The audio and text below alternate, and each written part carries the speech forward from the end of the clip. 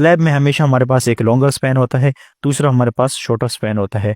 यानी जिस साइड की डायमेंशन ज़्यादा होती है वो हमारे पास लॉन्गर स्पैन होती है, जिस साइड की डायमेंशन हमारे पास कम रहती है वो हमारे पास शॉर्टर स्पैन होती है। तो अब हम जानने होंगे कि हमारे पास वन वे स्लैब और टू वे स्लैब का पता कैसे लगेगा।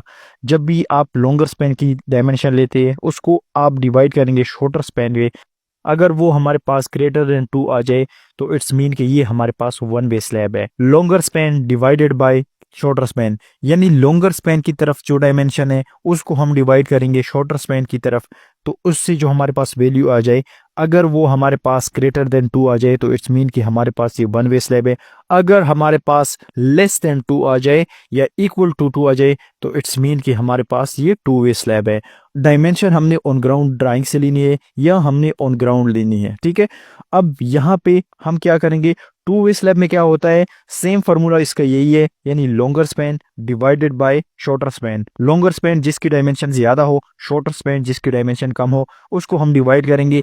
अगर वो डायमेंशन हमारे पास इक्वल टू 2 या लेस देन 2 आ जाए, एग्जाम्पल 1 आ जाए, 0 आ जाए, 1.5 आ जाए, तो इट्स मीन कि ये हमारे पास टू वे स्लैब है। और टू वे स्लैब में हमेशा हमारे पास लोड जो है वो फोर साइड पे, यानी फोर साइडेड पे वो हमारे पास डिस्ट्रीब्यूट होता है।